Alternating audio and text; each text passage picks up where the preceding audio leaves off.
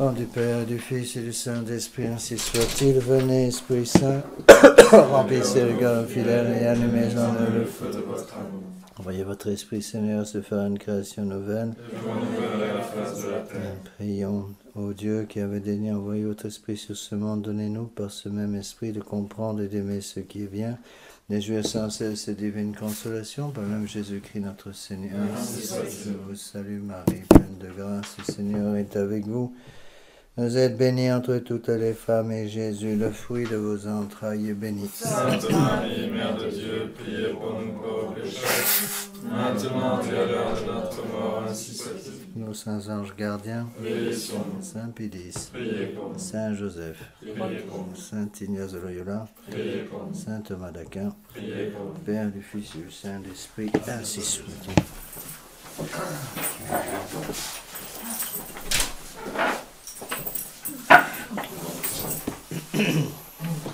Bon, avant que j'oublie, je vous rappelle que ces conférences n'auront lieu que lorsque nous n'avons pas de retraite. Hein. Donc, il n'y aura pas de conférence les 2 semaines suivantes, parce que j'ai 2 retraites d'hommes là qui arrivent. Et donc, le prochain cours aura lieu pardon, le premier jeudi du mois d'octobre. Alors, le thème de cette conférence, c'est la lettre numéro 50.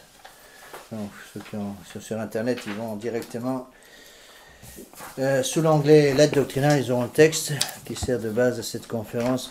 Bon, je vous dis franchement, c'est une conférence qui était très importante quand j'étais dans la fraternité Saint-Pédis. Elle a moins d'importance ici parce qu'on travaille avec des gens quand même plus convaincus que ceux que j'avais comme parmi mes fidèles en général en fraternité. Cependant, il y a toute une série d'idées qui me semblent quand même devoir être expliquées, sur lesquelles il faut travailler, parce que le démon travaille aussi avec nos fidèles. Il ne faut pas croire que parce qu'on essaie des vacantistes durs et purs, que ça veut dire pour autant que le démon ne s'occupe pas de nous. Au contraire, je pense qu'on est un gibier de choix, mais je pense surtout ici, à cause de l'alliance entre la croix et le glaive, comme on dit, dans les livres de Bruno Saguillo et les retraites. Donc c'est certain que le démon va tout faire pour essayer de détruire l'influence de cette maison. Et là, il faut bien travailler là-dessus. Donc je vais essayer de reprendre un peu. Donc le thème, c'est l'influence moderniste dans nos chapelles, c'est-à-dire expliquer que le démon du modernisme travaille sous différentes façons dans nos chapelles, utilisant des tentations sous apparence de bien la plupart du temps, des choses qui peuvent sembler être bonnes ou pas trop mauvaises. Donc il faut bien qu'on comprenne ces choses-là. Lorsque Saint Pédis a voulu définir le libéralisme, pas le libéralisme, le modernisme, il a eu du mal. Il a fini par dire que c'était l'égout collecteur de toutes les hérésies. C'est son terme. C'est-à-dire, vous prenez un grand sac, vous mettez toutes les bêtises qui n'ont jamais été dites contre la foi catholique dans ce grand sac, vous remuez un peu tout pendant une demi-heure et vous avez le modernisme. Le problème, c'est que le modernisme est une hérésie qui a différentes facettes. On appelle ça une hydre. Une hydre, c'est quoi? L'hydre de l'Antiquité, c'était un serpent ou un dragon à plusieurs têtes. Bon. Ça veut dire qu'il y a plusieurs têtes qui sortent de différents trous. Vous en coupez une, vous pensez avoir tué le dragon, pas du tout. Il y a une autre qui ressort le trou plus loin. Donc il y a plusieurs têtes, et tant qu'on n'a pas à couper toutes les têtes, ça ne sert à rien. En plus de ça, les têtes, elles repoussent. C'est-à-dire, vous coupez une tête, c'est comme la queue d'un ver de terre que vous coupez, elle repousse. Mais là, c'est pareil. Donc, en fait, ce qu'il faut bien comprendre, c'est que toutes les hydres, tous les monstres de ce genre ont plusieurs têtes, mais ont toujours qu'une seule cervelle. Donc, un seul cerveau. Et donc, c'est pas la tête qu'il faut aller, mais la cervelle. Une fois qu'on a atteint la cervelle, comme c'est la même cervelle qui donne l'influx nerveux à chacune des différentes têtes, si vous détruisez la cervelle, vous détruisez le monstre. C'est un peu pareil avec le modernisme. Et on le voit très bien dans le modernisme qu'il a été condamné par le pape Saint Pédis. N'oubliez pas que c'était en 1907. Dès que le modernisme était condamné, certaines personnes qui proféraient certaines erreurs modernistes, qui étaient connues comme telles, immédiatement se cachaient, et ça renaissait quelques mètres plus loin, sous un autre nom, sous une autre façon, une autre facette, mais c'était toujours la même erreur. Toujours les mêmes erreurs. Donc, pour expliquer, c'est de faire comprendre ce qu'est le modernisme, et d'expliquer comment après ces idées modernistes pénètrent dans nos chapelles, il faut comprendre une chose fondamentale, c'est que le moderniste est un fanatique d'indépendance. Donc, derrière le modernisme, il y a toujours les mêmes choses. Je vais en parler un petit peu dimanche, aussi le sermon de dimanche, parce que dimanche, je vais parler de Saint Pédis, si Dieu veut. Je n'en ai pas encore parlé. Donc, Saint Pédis, dans son lettre Pascendi, est une lettre fondamentale une encyclique fondamentale qu'on a déjà étudiée ensemble. Quand il parle des causes du modernisme, il en donne 3. La première c'est l'orgueil. Deuxième, c'est la curiosité. Et la troisième, c'est l'ignorance. La première, c'est toujours l'orgueil. Sur le chemin de l'orgueil, le modernisme est toujours parfaitement à la maison. Donc, le libéralisme, ce moderniste, pardon, est un fanatique. Le moderniste est un fanatique d'indépendance dans le sens qu'il refuse de reconnaître toute forme d'autorité au-dessus de lui. Mais ce n'est pas simplement l'autorité divine. L'autorité divine se manifeste à nous par différents intermédiaires. C'est comme une échelle, une échelle qui nous monte vers le bon Dieu. Bon. Donc au-dessus pour les enfants, par exemple, la première autorité, ce sera l'autorité de leurs parents. Mais au-dessus, il y a d'autres autorités qui vont jusqu'à Dieu. Eh bien, le libéral, le moderniste, le libéral c'est un peu pareil, il va se couper de toutes ces protections que le bon Dieu lui a données. Donc le principe d'obéissance disparaît complètement chez le moderniste. Alors là, je vais reprendre un texte qui est très beau, d'un livre assez ancien qui s'appelle « Le libéralisme et catholicisme ». Vous l'avez publié, Bono par Albert Roussel. Faites attention si vous publiez, je crois qu'il y a un passage sur le vote. Il y a un passage qui est pas bon. Mais il y a des choses qui sont excellentes. Donc c'est un livre qui date des années 1930, je pense. Dans les conférences données 1926. Et il y a des passages assez extraordinaires. C'est Monseigneur Lefebvre qui nous avait parlé au séminaire et c'est vraiment très très bon.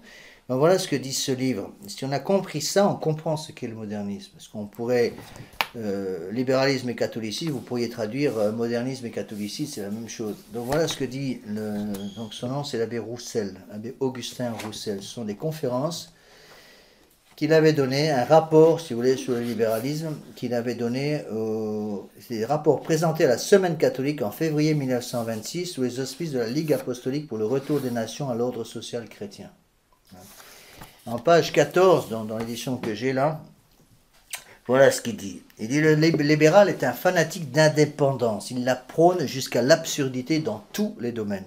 Alors, il va citer les différents points sur lesquels l'indépendance, l'esprit d'indépendance se manifeste. C'est assez extraordinaire. Voilà ce qu'il dit. D'abord, l'indépendance du vrai et du bien par rapport à l'égard de l'être. C'est la philosophie relativiste de la mobilité du devenir. Bon, un petit mot d'explication quand même. Donc rappelez-vous que la philosophie thomiste, la philosophie de saint Thomas d'Aquin, qui est à la base de toute la théologie catholique, la philosophie de saint Thomas d'Aquin est une philosophie réaliste, c'est-à-dire fondée sur le réel. Donc on a nos deux pieds bien sur le sol et on regarde vers le ciel, d'accord? On a la cervelle avec le bon Dieu, mais deux pieds sur le sol, parce qu'on n'est pas encore des anges. Une fois qu'on sera des anges, au ciel, ça sera différent, on n'aura plus besoin d'avoir les deux pieds sur la terre. Donc ici, il faut avoir le sens du réel. C'est pour ça qu'on appelle la philosophie de saint Thomas d'Aquin la philosophie réaliste, donc, ou objectiviste, c'est pareil. Objectiviste, c'est-à-dire c'est une philosophie qui est soumise au réel. La réalité des choses est le fait que le bon Dieu nous a donné une intelligence et que cette intelligence a pour objet formel le vrai. Donc je dois utiliser l'intelligence que le bon Dieu m'a donnée pour soumettre mon organisme intellectuel au vrai. Bon. Alors, ça entraîne donc une dépendance, si vous voulez, de l'intelligence par rapport à la vérité. Donc, qu'est-ce que va dire le moderniste? Le moderniste, lui, au contraire, va devenir un fanatique d'indépendance et ne veut plus de cette dépendance. Et donc, qu'est-ce qu'il va faire? Il va couper son intelligence du vrai, il va tomber dans une philosophie qu'on appelle une philosophie qui est le contraire de la philosophie réaliste, qu'on appelle donc une philosophie idéaliste. Bon. Toutes les philosophies modernes, à peu de choses près, sont toutes des filles de l'idéalisme. Bon. Un des grands fondateurs, on peut dire que le fondateur de la philosophie idéaliste, c'est quand même Emmanuel Kant. Bon, il y en a d'autres, mais c'est quand même celui qui, à mon avis, fait le plus de mal. Bon, et la philosophie idéaliste, c'est-à-dire coupe l'intelligence de la réalité. Au lieu d'avoir les deux pieds sur la terre, on a les deux pieds dans les nuages. Et chacun fait ce qu'il veut de son âme. Chacun fait ce qu'il veut de son intelligence. Notre intelligence ne nous est pas donnée pour atteindre le vrai. Chacun fait ce qu'il veut de son intelligence et atteint le vrai qu'il a choisi.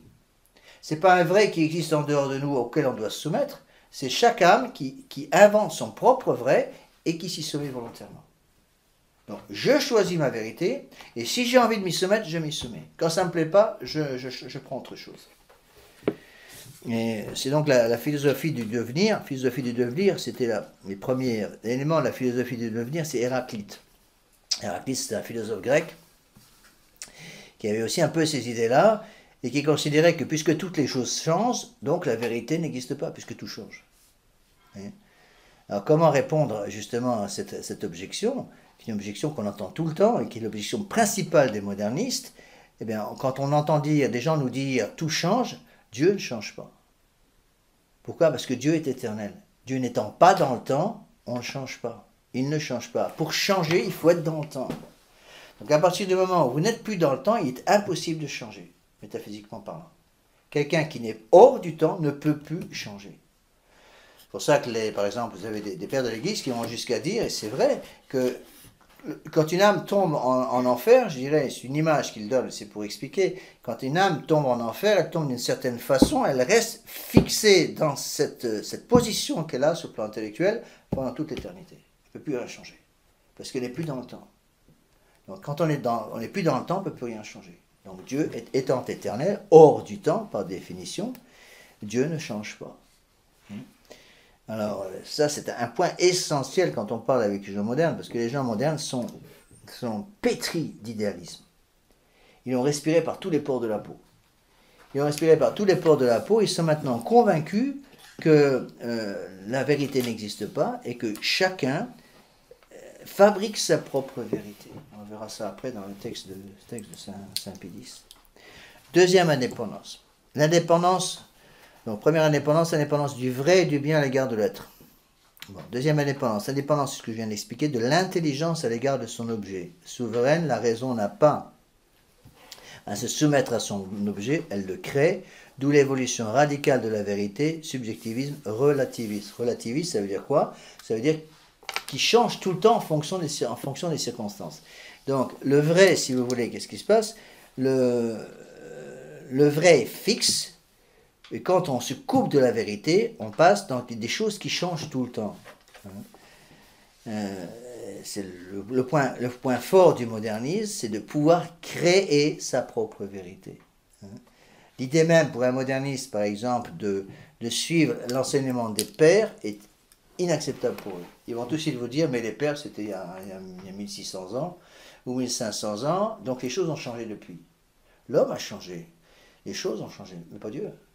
Donc l'explication d'un texte, si vous voulez, de l'écriture sainte, expliqué par exemple saint Augustin au IVe siècle après notre Seigneur Jésus-Christ, est toujours valable pour aujourd'hui, parce que justement, les choses ne peuvent pas changer. D'accord? Troisièmement, indépendance de la volonté à l'égard de l'intelligence. Ce que je vous ai expliqué tout à l'heure, l'intelligence a pour objet formel le vrai, la volonté a pour objet formel le bien. Donc si on coupe l'intelligence de son objet, ça va couper par conséquence la volonté de son objet. Donc on ne cherche plus à suivre le bien qui nous est imposé de l'extérieur, par exemple la loi des 10 commandements du bon Dieu, mais chacun fabrique son propre bien de la même façon que chacun fabrique sa propre vérité. Force arbitraire et aveugle, la volonté n'a point à se soucier des jugements et estimations de la raison, elle crée le bien comme la raison fait le vrai. Et ça, c'est fondamental dans toutes les hérésies que les évêques de l'Église de Vatican II sortent à longueur de journée maintenant, et François encore plus. C'est justement, on sent très bien que pour eux, il n'y a plus de point fixe. Tout bouge, tout change. Et puisque tout change, donc on peut être plus certain de rien du tout. D'accord ? Troisièmement, l'indépendance de la conscience à l'égard de la règle objective de la loi. Elle s'érige elle-même en règle suprême de la moralité. Derrière ça, qu'est-ce que vous avez ? Derrière ça, vous avez ce qu'on appelle la liberté de conscience. Liberté de conscience, c'est ça. C'est-à-dire que chacun fait sa propre conscience, suit sa propre conscience. Donc, les gens modernes, même les catholiques, souvent modernes, ou ceux qui se prétendent tels, sont convaincus que le jour de leur mort, ils seront jugés d'après leur conscience. Or, le jour de notre mort, nous ne serons pas jugés d'après notre conscience, nous serons jugés d'après la conscience divine. Pas tout à fait pareil. Et ça, c'est rentré dans les mœurs. Vous avez des gens qui nous disent la fleur au bec, et nous disent tranquillement, mais monsieur l'abbé, vous comprenez, un catholique est jugé d'après la conscience catholique, mais un musulman va être jugé selon la conscience musulmane, et un bouddhiste selon la conscience bouddhiste. C'est très pratique. Le seul problème, c'est que la vérité existe indépendamment de notre conscience. Elle existe à l'extérieur de nous-mêmes.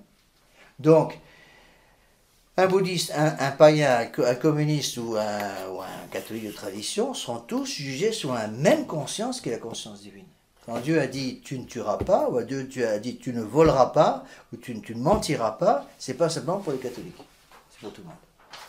Donc tous les hommes sont tenus à suivre cette loi, et c'est la raison pour laquelle on appelle cette loi la loi naturelle. Donc la loi naturelle, ça veut dire quoi? Ça veut dire que toute nature humaine est tenue de suivre cette loi. Et jusqu'à preuve du contraire, les musulmans ont une nature humaine. Les bouddhistes ont aussi une nature humaine. Donc eux, même s'ils ne sont pas catholiques, même s'ils ne connaissent rien du bon Dieu, ils sont toujours tenus par cette loi, parce que cette loi est imprégnée dans la nature. Il n'y a pas besoin d'être de dogmatiser en théologie et de lire simplement la à longueur de journée pour savoir qu'on n'a pas le droit de tuer. Bon. On n'a pas le droit de voler, on n'a pas le droit de mentir. C'est des choses qui sont instinctives qu'on comprend. On voit tout de suite ça chez les enfants. Un enfant qui veut mentir, un enfant qui veut voler, c'est un enfant qui va se cacher tout de suite. Même s'il n'est pas catholique, on voit très bien que les enfants de familles non catholiques qui n'ont jamais reçu la moindre éducation catholique, ils veulent faire une bêtise derrière le dos de leur mère, ils se cachent. Pourquoi? Parce qu'ils savent très bien en fond d'eux-mêmes qu'ils commettent quelque chose de répréhensible. D'accord? Alors, l'indépendance de la conscience à l'égard de la règle objective de la loi. Elle s'érige elle-même en règle suprême de la moralité. Bon, tout ça, c'est un peu des synonymes, mais ils répètent un peu la même chose, mais avec une légère nuance pour chaque phrase. L'indépendance des puissances anarchiques du sentiment à l'égard de la raison. C'est un des caractères du romantisme, ennemi de la présidence de la raison. Ça, c'est surtout Rousseau. L'indépendance des puissances anarchiques du sentiment à l'égard de la raison. Ça veut dire quoi? Ça veut dire que, qu'est-ce que fait la révolution? Il faut bien comprendre, il y a un ordre. Vous lui parlez. Vous avez Dieu en haut, ensuite vous avez dans l'âme, vous avez l'intelligence, qui est le sommet de l'âme, si vous voulez. En dessous de l'intelligence, vous avez la volonté. Bon, et en dessous de la volonté, vous avez les passions. Bon. Donc les passions doivent être contrôlées d'abord par la volonté, puis par l'intelligence, et le tout soumis à Dieu par l'intermédiaire de sa loi. C'est comme ça que ça fonctionne. Bon. Tant que la révolte n'avait pas été introduite dans l'âme humaine, cet ordre demeurait, ce qu'on appelle l'intégrité. L'ordre voulu par Dieu, c'est un don, ce qu'on appelle l'intégrité. Le don d'intégrité, c'est un don spécial que Dieu avait donné à Adam et Ève. Ils avaient 4 dons, dont l'intégrité, ça veut dire une soumission des passions à la volonté, à l'intelligence et à Dieu. Ça veut dire que Adam et Ève obéissaient à la loi du bon Dieu sans avoir de problème, je dirais, sans une répulsion intérieure. Cependant, le problème, c'est que Dieu avait donné en quelque sorte un cadeau empoisonné à Adam et Ève. Ce cadeau empoisonné, c'est la liberté. Certains pères vont même dire, ça peut se défendre en partie, certains pères vont jusqu'à dire que la pomme, c'était en fait le fruit de la liberté, représentait la liberté. Donc, en désobéissant en désobéissant à la loi de Dieu, et en mangeant le fruit des sens défendus, ce fruit est en fait le don de la liberté, le don empoisonné de la liberté. Adam et Ève, en prenant cette liberté, ont détruit l'ordre. Donc immédiatement, les passions vont se volter contre la volonté contre l'intelligence contre Dieu. Et donc il a fallu pour cela, à cause de ça, si vous voulez, que Dieu intervienne par sa révélation, par notre Seigneur Jésus-Christ, qui va donc, par l'intermédiaire des sacrements, nous redonner en quelque sorte les moyens de lutter contre cette révolution. Et la cause exemplaire, évidemment, c'est notre Seigneur Jésus-Christ. Et notre Seigneur Jésus-Christ, pour bien nous montrer l'importance de ce concept, va pratiquer l'obéissance jusqu'à la mort et la mort de la croix. D'accord? Autre indépendance, et on retrouve tout ça dans le monde moderne, indépendance du corps par rapport à l'âme, de l'animalité vis-à-vis de la raison. C'est le renversement radical des valeurs humaines. N'oubliez pas qu'on est dans un degré de révolution aujourd'hui qu'on appelle la révolution contre nature. Ça veut dire que la révolution a déjà passé toutes les étapes naturelles, en détruisant tous les éléments naturels de l'individu, et maintenant essaie de tordre la nature elle-même. Tordre la nature elle-même pour que la nature étant tellement tordue, un retour à Dieu soit impossible. Donc le corps devient indépendant de l'âme. C'est-à-dire non seulement l'âme fait ce qu'elle veut, d'après le moderniste, d'après le moderne, d'après les gens du monde moderne, mais le corps fait ce qu'il veut par rapport à l'âme. C'est-à-dire qu'il n'y a plus de contrôle de l'âme sur le corps. Le corps devient une fin en soi. une espèce de somatologie, une espèce d'adoration du corps. Ça, on le voit tout le temps aujourd'hui, surtout par le sport. L'exagération du sport, l'exagération du culte du corps humain.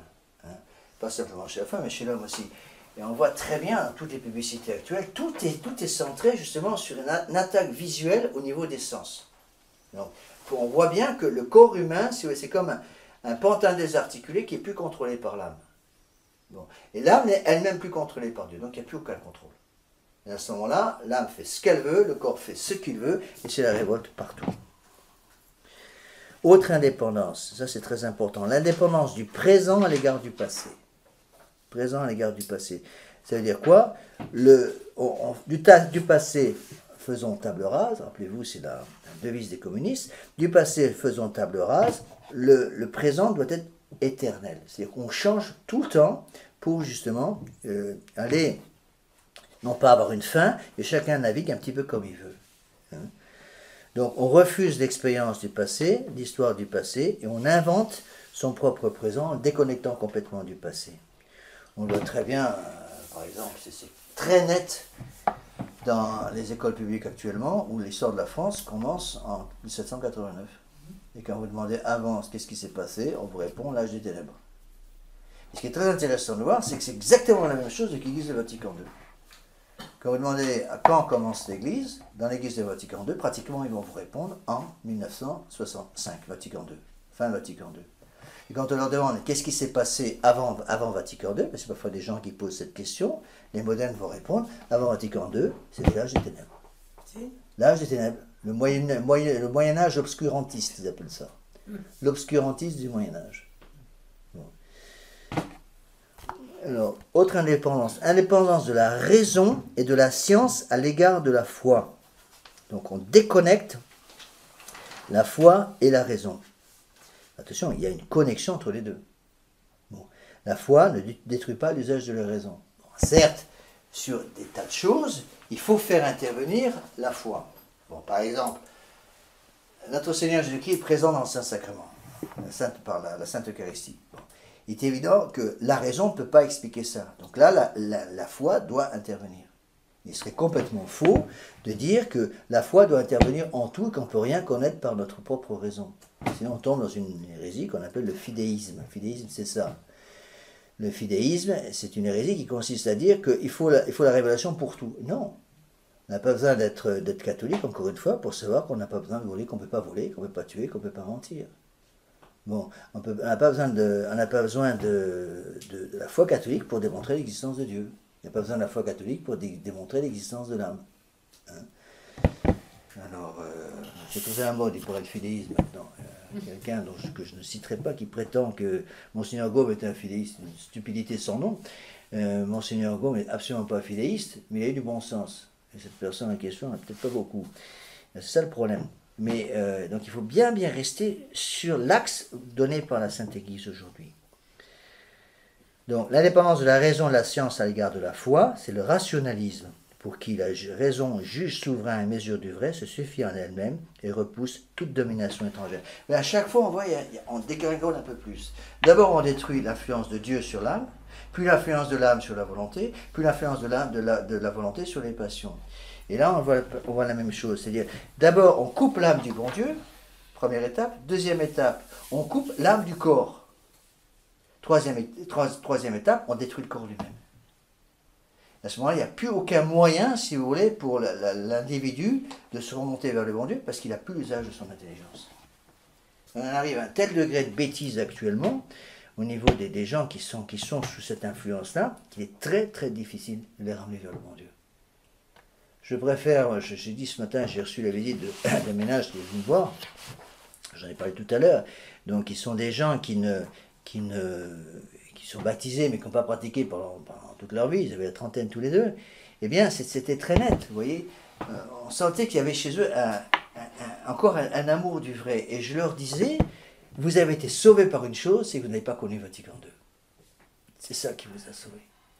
Et je me rends compte de plus en plus, ils ont été sauvés ces gens-là, parce qu'ils sont passés, ils ont perdu la foi, surtout quand ils avaient 15-20 ans, comme beaucoup de gens, et après ils ont vécu sans le bon Dieu.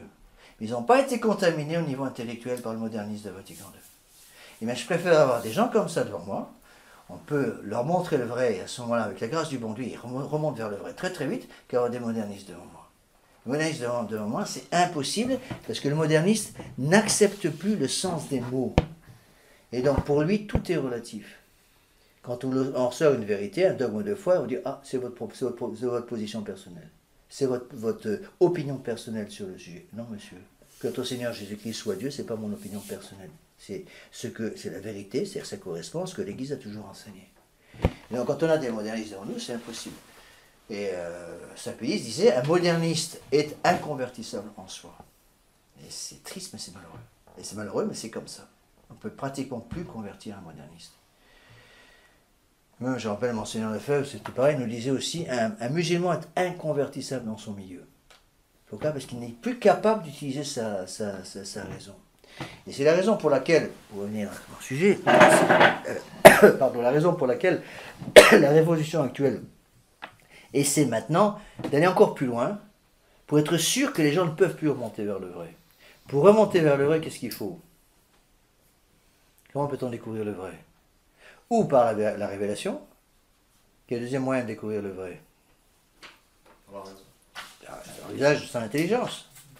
Donc, on coupe l'âme du bon Dieu pour être sûr que la révolution ne puisse plus intervenir. On coupe l'âme de l'Église pour être sûr que l'Église ne puisse plus intervenir. Troisième étape, on va couper l'âme de son objet formel qui est le vrai pour que l'âme soit plus capable d'avoir un point de référence.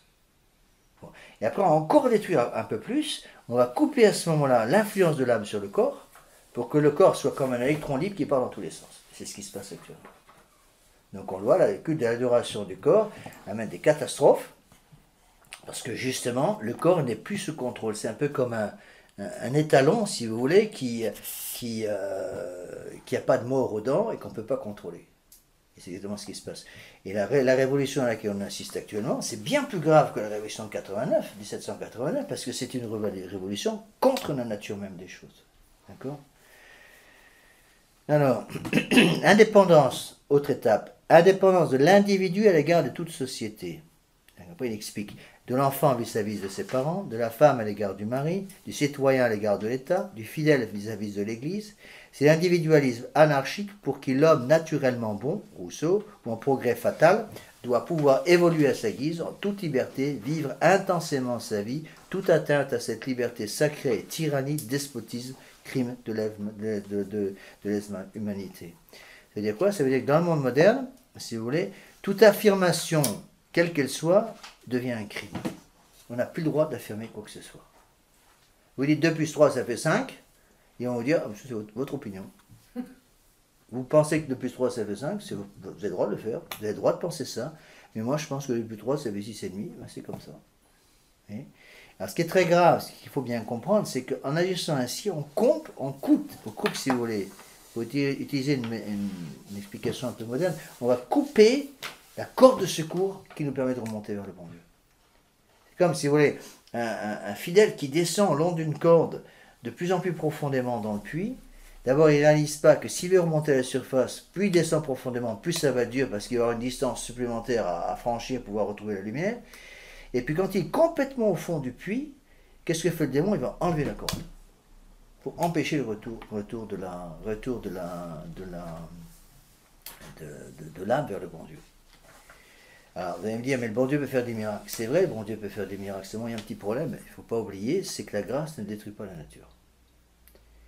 Et c'est pour cela qu'on le voit très bien aujourd'hui, le démon attaque la nature même de l'homme, parce qu'il sait que la grâce ne détruit pas la nature.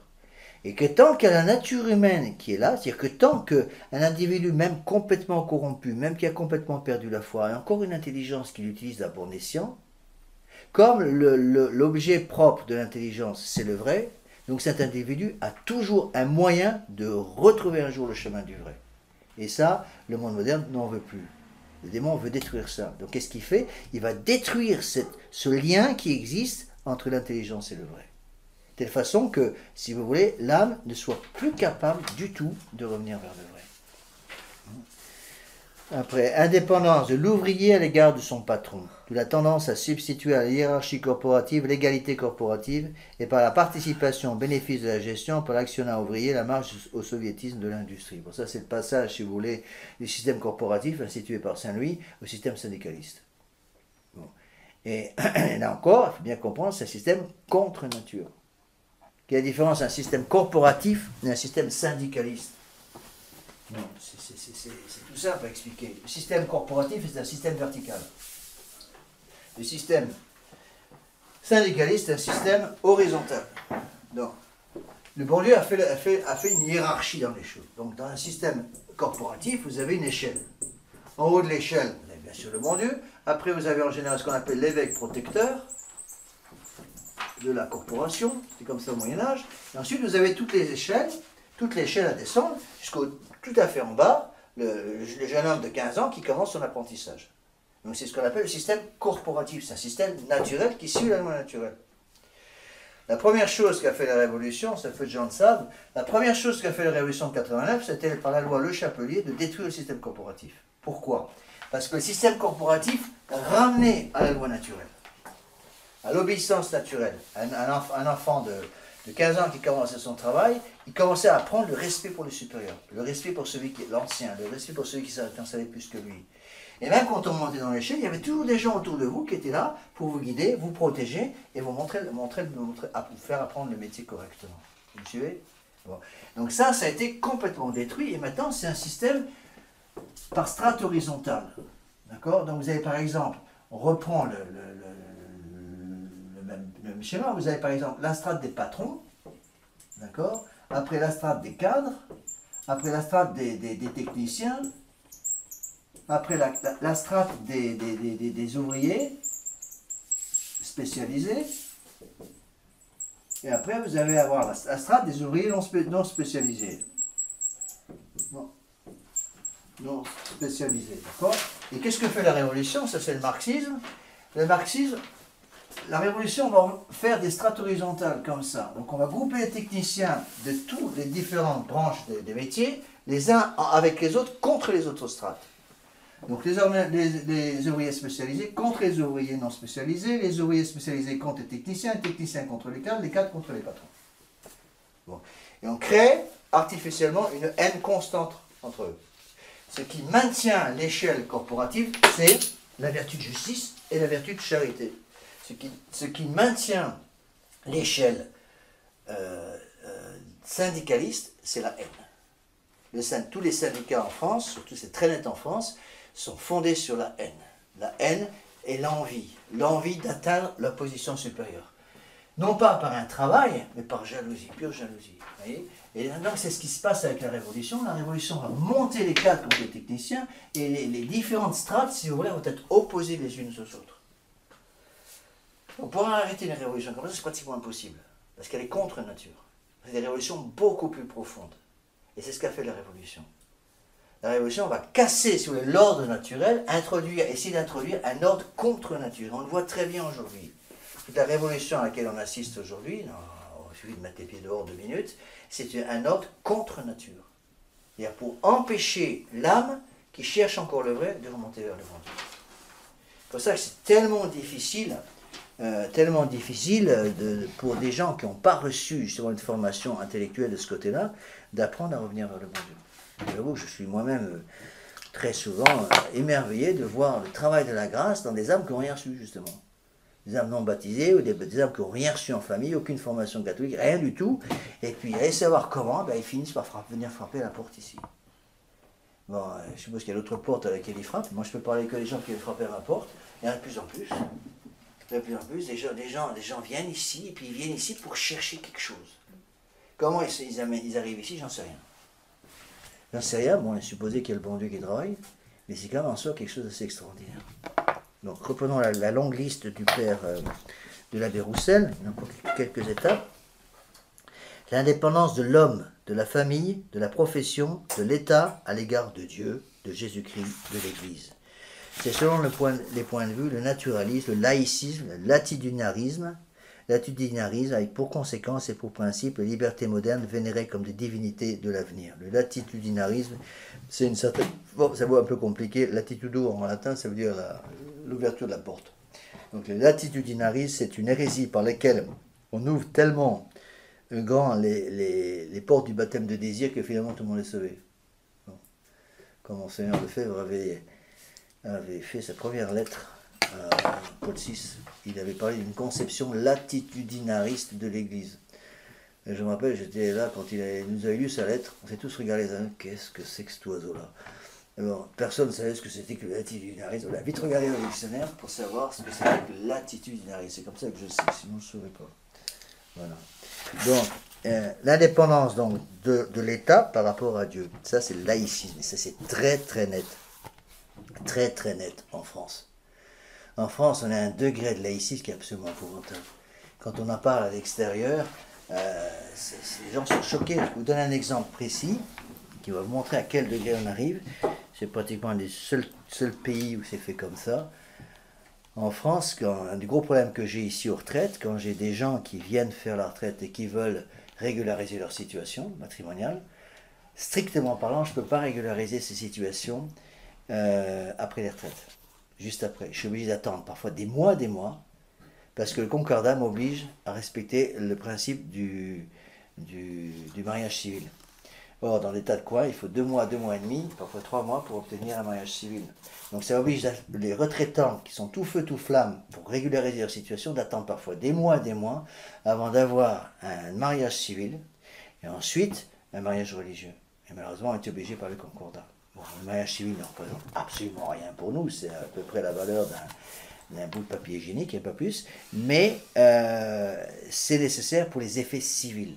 Donc l'Église catholique a accepté le mariage civil justement comme moyen d'obtenir les effets civils du mariage. Mais ça ne veut absolument rien pour un catholique.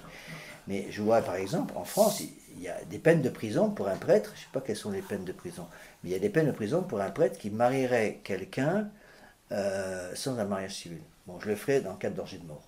En cas de danger de mort, je le ferai ipso facto. Là, j'aurai le droit. Mais en dehors du danger de mort, on n'a pas le droit. Et je voyais par exemple, dans tous les pays d'Angleterre, même des pays complètement libéraux, comme les États-Unis par exemple, aux États-Unis, l'Australie c'est pareil, Nouvelle-Zélande pareil, tous les pays d'Angleterre où j'ai travaillé, quand 2 personnes veulent se marier, ils vont à la mairie, ils prennent les documents à la mairie.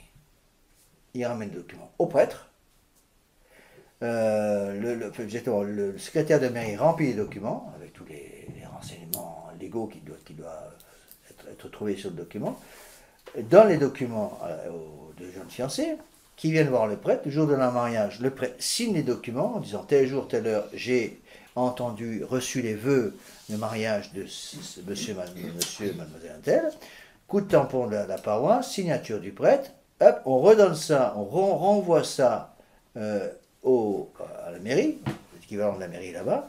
Le gars à la mairie reçoit le papier, ne s'occupe pas de savoir par quelle religion ou de quelle religion ça vient, hop, enregistre ça sur le régime légal. Ça veut dire que tout mariage religieux aux États-Unis est reconnu ipso facto comme un mariage civil.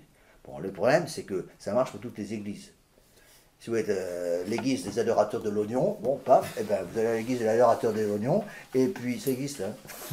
Bon, il y a l'église des adorateurs des oignons aux États-Unis. Il n'y a que ces Américains à faire des choses pareilles. Eh bien, il vous met un coup de tampon, vous êtes marié selon les lois du dieu de l'adorateur des oignons. Et puis, ils ont ça sur le mariage civil. Les États-Unis, c'est pareil, tous les pays d'Angleterre. On aimerait bien avoir ça en France. D'autres choses que j'aimerais bien voir en France, par exemple, on peut dire tout ce qu'on veut sur l'Australie, qu'il y a bien des défauts, mais n'empêche qu'en Australie, ils font aucune distinction entre les religions. C'est-à-dire que les subsides, par exemple, pour les écoles, sont également divisés entre chaque élève. Ils ne s'occupent pas de la religion. C'est-à-dire, chaque élève a droit, par exemple, je donne un exemple, un ordre de grandeur, j'en sais rien, mais chaque élève a, par exemple, droit à 2500 € par année scolaire. Donc, ils divisent. Donc, ils ont déterminé qu'ils pouvaient donner 2500 € par élève. Donc, chaque école doit prouver le nombre d'élèves qu'elle a, et en fonction du nombre d'élèves, reçoit un chèque du gouvernement tous les ans qui va correspondre au nombre d'élèves. Il y a 100 élèves, donc cette école va recevoir 100 fois 2500 euros, 500 dollars australiens. Et c'est valable pour tout, y compris les écoles de la tradition. Du moment que vous êtes enregistré comme école, vous avez droit à ça. Et donc, une école d'État ou une école traditionnaliste reçoivent exactement les mêmes subsides du gouvernement. Ce qui est parfaitement juste. En France, on devrait pouvoir faire la même chose. On paye tous les impôts. Et pourquoi les catholiques sont systématiquement ostracisés? Et le directeur d'école en Australie, par exemple, me disait, mais c'est magnifique parce que dans les écoles catholiques, on demande une participation de la part des fidèles. Il me dit, avec la participation qui vient du gouvernement, je paye les salaires de tous les professeurs. Et je peux utiliser les subsides qui viennent des familles, simplement pour maintenir l'école, pour faire créer quelque chose de nouveau, créer une classe nouvelle, etc., ou repeindre les bâtiments, etc. Alors, ce qui fait que toutes les écoles vivent sans aucun problème. Enfin, il y a des problèmes, mais enfin, beaucoup moins qu'en France. Alors qu'en France, c'est la croix et la bannière pour faire quoi que ce soit. D'accord ? Donc, l'indépendance de l'État par rapport à Dieu est jugulée par ce qu'on appelle le règne social de notre Seigneur. C'est pour ça que le monde moderne ne peut pas supporter le principe du règne social de notre Seigneur Jésus-Christ, précisément à cause de ça. D'accord ? Parce que soumettre l'État à Dieu, c'est soumettre immédiatement les intelligences et les volontés et les cœurs des citoyens à Dieu. Et ça, ils n'en veulent plus. D'accord ? Enfin, dernière indépendance, l'indépendance du peuple et de ses représentants à l'égard de Dieu.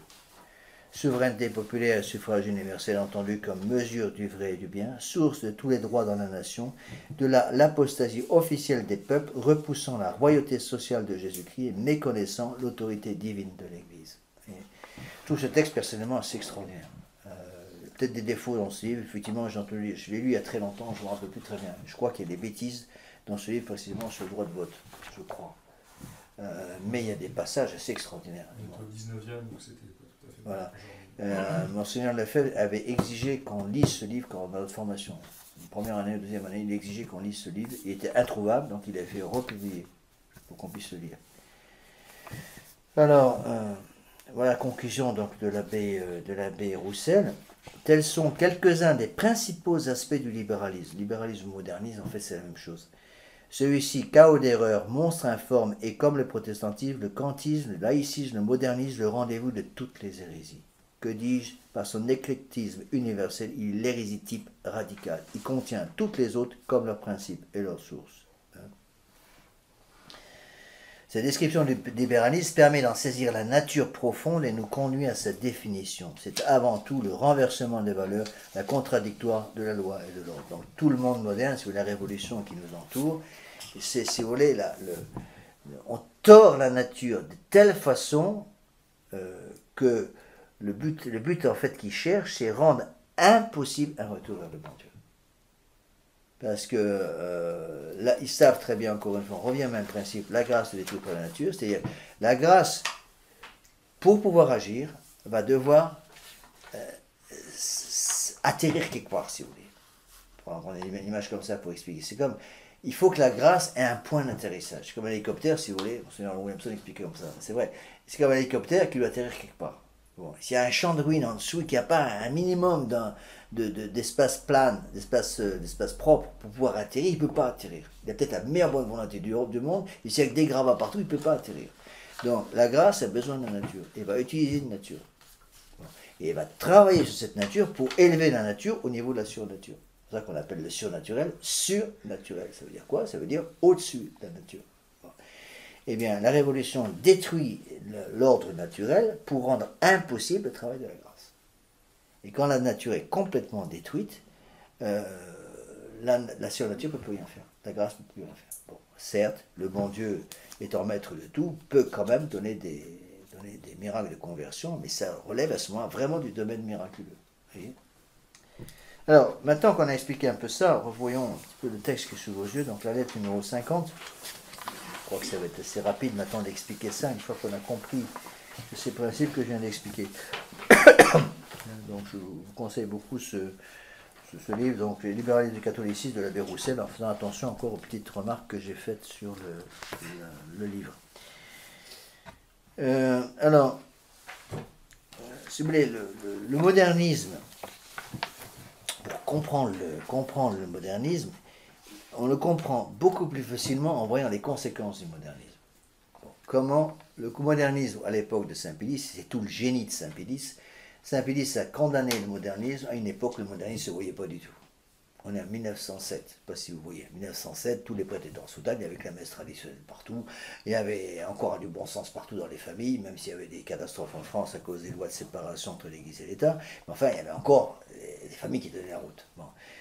Tout ça, c'est maintenant complètement terminé. Mais le génie de Saint-Pédis, c'est d'avoir vu, si vous voulez, on a un magnifique ciel bleu, donc, tout le monde ne pense qu'à aller à la plage parce qu'il fait beau, et Saint-Pédis dit attention, il y a un orage qui arrive.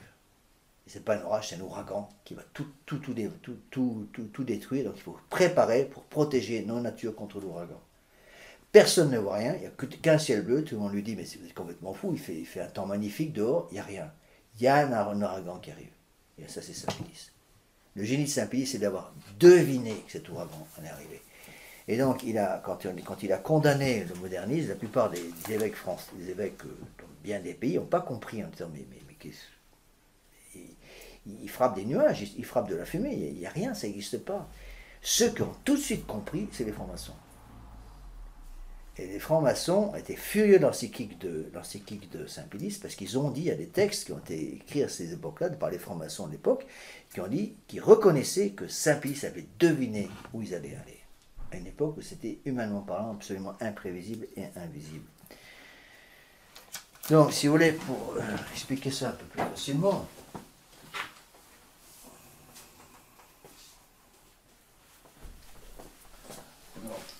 le modernisme, après j'expliquerai comment ces idées modernistes rentrent dans les cervelles de nos familles, malheureusement, au moins dans certains cas. Donc, il faut voir d'abord les causes du modernisme. Donc, les causes du modernisme, c'est l'esprit d'indépendance, je viens d'expliquer.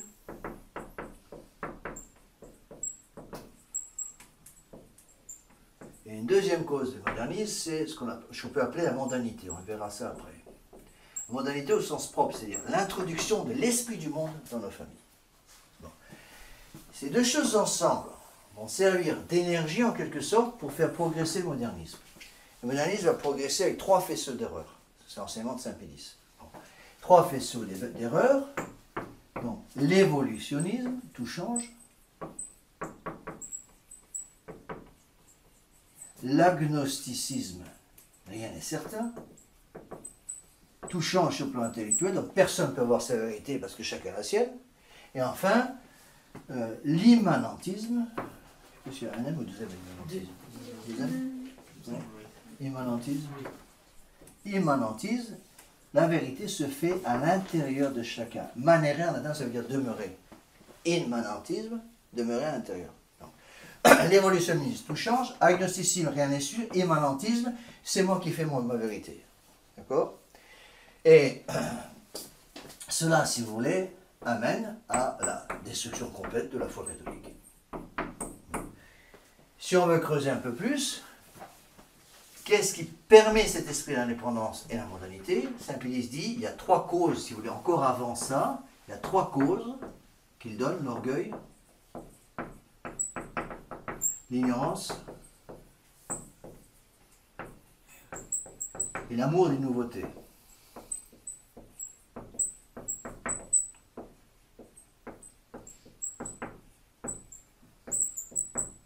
En fait, la curiosité, c'est pareil. C'est-à-dire que une comparaison qu'on peut établir pour expliquer, c'est un peu comme un feu, si vous voulez, vous couvrez tellement de branchages qu'il finit par s'éteindre. Il y a trop de choses. Bon. L'intelligence moderne est tellement couverte, si vous voulez, de toute une série de choses sans intérêt qu'on n'a plus le temps de voir où sont les choses importantes. Donc on couvre, si vous voulez, on couvre les enfants, les intelligences des enfants de choses secondaires pour qu'ils n'aient plus le temps de s'occuper des choses principales. Et là, il y a un texte magnifique de Carol Robinson, je n'ai pas eu le temps de le rechercher, je m'excuse, qui a été publié dans son livre. Ça, c'est un livre qu'il faudrait publier. Le livre de Carol Robinson, Ma vie avec Saint Thomas d'Aquin. C'est un livre extraordinaire qu'il faudrait vraiment essayer de publier un jour. Un problème, c'est que c'est la faute des Saint-Pédis qui a les droits, je crois. En piste, en principe, ça devait passer par moi. puisque c'est moi qui j'ai tous les... Je suis exécuteur testamentaire, j'étais exécuteur testamentaire de Carl Robinson, que j'ai bien connu. Et donc c'est par moi que tout devait passer, mais tout a été fait en dessous par la famille qui nous a roulé complètement. Mais ça c'est très important, c'est un livre absolument fondamental à lire. Malheureusement, à ma connaissance, il n'existe pas encore en anglais, en français. Il n'existe qu'en anglais, vous pouvez vous le prêter. Ouais, ça c'est un livre à faire traduire. Et si vous le traduisez, je pense que vous pourriez peut-être avoir les droits, je ne sais pas comment ça se passe. Ça s'appelle Ma vie, My Life with Thomas Aquinas. Ma vie de Saint Thomas d'Aquin. Il y a des passages extraordinaires dans ce livre. Elle avait publié autour des années 50 une petite revue américaine qui s'appelait Integrity, qui était absolument antilibérale. Et ça explique pourquoi elle avait compris certaines choses avec une acuité extraordinaire, mais elle lisait tous les jours 3 articles de la Somme de Saint Thomas en latin. On peut le faire, hein. Alors, donc voilà comment ça se passe. Donc, les 3, si vous voulez, les 3 sources, l'orgueil, l'ignorance, l'amour des nouveautés, se concentrent dans l'âme pour provoquer l'esprit d'indépendance et la mondanité. Avec l'esprit d'indépendance et la mondanité, à ce moment-là, on rentre dans le modernisme, immédiatement, 3 autres démons arrivent, l'évolutionnisme, tout change, l'agnosticisme, on est sûr de rien, immanentisme, vous faites votre propre vérité. On arrive à la perte de la foi. D'accord ? Donc, c'est là-dessus, si vous voulez, sur ces 2 points-là, dont je vais parler, que je vais expliquer un peu plus maintenant. Quand je parle du titre de la lettre, c'est l'influence moderniste dans nos chapelles, c'est l'influence de l'esprit d'indépendance et de la mondanité sur nos fidèles. Et qu'est-ce que va faire le démon? Pour détruire les fidèles catholiques, les fidèles des enfants de famille catholique, il va introduire l'esprit d'indépendance et la mondanité dans l'esprit des fidèles. Il va passer par les enfants. Une fois qu'il a mis l'esprit d'indépendance dans les enfants, c'est fichu, on ne peut plus rien faire. Je vais déjà citer, je ne sais plus si je voulais citer cet exemple extraordinaire, incroyable, lorsque les sœurs dominicaines de Franjou ont voulu fonder une école à Seattle, enfin pas Seattle exactement, c'est sur la côte ouest des États-Unis, frontière avec le Canada, tout à fait en haut, dans l'état d'Idaho, l'état de Washington, je ne sais plus un des deux. Et donc elles ont fondé une école, et donc beaucoup d'enfants dès le début, et tout premier cours, une des sœurs, c'est des sœurs françaises, presque toutes, à l'époque il n'y avait pas beaucoup d'américaines dans l'ordre des dominicaines de Fanjou, une des sœurs rend une copie à une petite fille qui avait 8 ans, ou une dizaine d'années, enfin qui était encore très jeune, et avec un 0, quoi, parce que la copie était lamentable, ou un F, et elle lui fait une remarque, elle l'attrape vertement en lui disant c'est nul, votre papier vaut rien, je vous ai mis 0. Et bien la petite, c'est la sœur qui nous a raconté, la petite est montée sur la chaise, est sortie de sa chaise, est montée sur la chaise, sur laquelle elle était assise, pour arriver à la hauteur de la sœur. Elle a toisé la sœur en lui disant vous n'avez rien de droit de me dire, nous sommes égaux. La sœur a été tellement suffoquée qu'elle a arrêté le cours. Et ils ont dû faire une réunion de parents pour expliquer un peu les principes catholiques. Alors les parents ont demandé est-ce qu'il y ait une école américaine. Et les sœurs ont répondu avec raison, on ne sait pas faire une école américaine, on sait faire des écoles catholiques, c'est tout. Mais c'est exactement ça. Nous ne pouvons, vous ne pouvez rien me dire, nous sommes égaux. Et bien ça, c'est l'esprit d'indépendance. C'est l'orgueil invraisemblable. Mais la petite qui sort un truc pareil, elle a quand même entendu quelque part. Elle n'a pas sorti ça comme ça de son sac à main. Hein. C'est les parents qui ont mis ça dans la tête de la gamine. Ça veut dire quoi? Ça veut dire que derrière les parents, attraper la petite, il fallait convoquer les parents en disant dites donc votre fille, vraiment ce qu'elle vient de me sortir, et ça ne va pas, elle a appris ça à la maison, c'est pas possible. Hein. Alors en fait à la maison ils lisaient même pire, parce qu'ils lisaient toujours ces profs sont des étrangères et ne connaissent rien à la subtilité de la nation américaine. Donc entre autres, ils poussaient les enfants directement à la désobéissance. C'était terrible, c'était comme ça. Alors, donc les catholiques de tradition, donc, on reprend un petit peu cette lettre, maintenant 50, numéro 50, page 1, rapidement, je vais remonter quand même pour avancer un peu. Les catholiques de tradition ont parfois tendance à considérer que les modernistes sont les autres. Et on considère toujours que nous, on est super doués, des grands saints, et que les mauvais, c'est les autres. Mais nous, on est des gens bien. Bon, on entend ça tout le temps. Bon, Rappelez-vous ce qu'a dit notre Seigneur, Saint Paul, sans moi, vous ne pouvez, dans l'Évangile aussi, sineme nihil potestis facere. Sans moi, vous ne pouvez rien faire. Hein. Celui qui est debout, dit Saint Paul, qu'il prenne garde de ne pas tomber. Hein. Donc, la force nous est bien de constater que l'esprit de la révolution est entré dans nos chapelles. Rassurez-vous, on n'y célèbre pas la nouvelle messe. Et parfois une mentalité libérale a bel et bien pris pied dans le sanctuaire. L'esprit d'indépendance est déjà solidement enraciné chez certains de nos fidèles. Bon, j'avoue, beaucoup moins chez nos fidèles dans le milieu célébacantistes. Mais je pense qu'il faut bien expliquer le principe quand même. La foi catholique nous enseigne que nous sommes des créatures. Nous devons donc tout à notre Créateur qui nous maintient dans l'être par sa bonté. La libérale, le moderniste sont des fanatiques d'indépendance. Ne voulant plus se reconnaître comme des créatures, ils deviennent leurs propres maîtres et donc leur propre Dieu. Certes, nos fidèles n'en sont pas encore tous là, mais cet état d'esprit existe souvent par la révolte, l'insoumission, la désobéissance, l'indocilité, l'esprit du monde et l'orgueil. On retrouve les causes du modernisme chez Saint-Pédis, orgueil, ignorance, amour des nouveautés. Hein. Que nous le voulions ou non, nous avons respiré le libéralisme ambiant par tous les pores de notre peau, nous l'avons sucé avec le lait de notre mère. Je dis que c'était Monseigneur Lefebvre qui nous a sorti ça en 1974, une conférence aux jeunes séminaristes que nous étions à l'époque. Quand on vit dans une poubelle, il n'est pas possible de ne pas sentir mauvais. Ayons suffisamment d'humilité pour reconnaître qu'il y a un problème et ne pratiquons pas la politique de l'autruche en nous voilant la face pour ne pas voir le danger. Ça veut dire quoi? Ça veut dire que même dans les meilleures familles, ces démons sont là. Ils sont cachés, ils sont sous le sable, si vous voulez. Ils attendent une opportunité pour ressortir. Il ne faut pas dire, comme nous avons bien compris toutes ces choses-là, donc on est protégé, il n'y a pas de problème avec nous. Non, on est tous à la merci de ces idées-là qui pénètrent absolument partout. Alors, bon, je passe sur le passage, page 2, qu'est-ce que le modernisme? Pardon? Vous n'avez pas de feuille? Pardon. Tout le monde là? Oh, pardon. Vous me demandez, on est jeune. Ouais. Tout le monde là? Donc je passe sur le passage qu'est-ce que le modernisme, parce que j'ai déjà expliqué.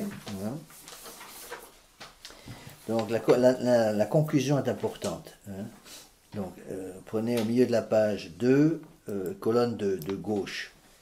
Les portes sont alors ouvertes à tous les excès. Nous sommes dans le rêve, l'irréel, l'idéalisme, le désir total, le délire total, pardon. C'est-à-dire quoi? On est déconnecté du réel. Saint Thomas d'Aquin est jeté dehors, remplacé par Descartes, Kant, Hegel, Sartre et consorts. Bon, ça dépend des époques. Moi, de mon temps, quand j'étais étudiant, c'était Simone de Beauvoir et Jean-Paul Sartre. Tout le monde disait ça, voilà. Et puis Freud. Beaucoup Freud est arrivé. Les consciences viciées par ces idées folles deviennent incapables de suivre la loi divine. Les intelligences incapables d'atteindre leur objet formel, le vrai, et les volontés ne peuvent plus atteindre le bien. Une comparaison qu'on peut donner, imaginez une boussole qui devient folle. Donc, l'aiguille de la boussole commence à tourner dans tous les sens sur son axe et n'indique plus le nord. Vous pouvez vous perdre. De partir en montagne, vous pouvez vous perdre complètement. Vous savez que vous avez une boussole dans la poche. Et vous savez que votre boussole, même si vous êtes complètement perdu, loin de tout, la boussole vous indique le nord, et à partir du nord, avec la carte, vous pouvez retrouver l'endroit où vous êtes, ou au moins la direction à prendre pour retrouver votre voiture. Mais qu'est-ce qui se passe actuellement? Les gens n'ont plus cette boussole. La boussole, c'est la loi naturelle. La boussole, c'est le fait que l'intelligence nous a été donnée pour atteindre le vrai, et que la volonté nous est donnée pour atteindre le bien. Cette boussole, où le gars il est en pleine nature, il dit bon maintenant je veux rentrer à la voiture, je sors la boussole, et qu'est-ce qu'il constate? Que la boussole tourne dans tous les sens, elle n'indique plus le nord, et donc il ne peut pas rentrer, il se perd. C'est exactement ce qui se passe. Donc dans la vie spirituelle moderne, donc dans l'esprit des âmes modernes, la boussole tourne dans tous les sens, ils n'ont plus le moyen de revenir vers le vrai. C'est épouvantable, mais c'est comme ça. D'accord? Les âmes se perdent comme un bouchon qui flotte à la surface des flots en furie, car la corruption des intelligences est bien plus grave et bien plus profonde que la corruption des mœurs.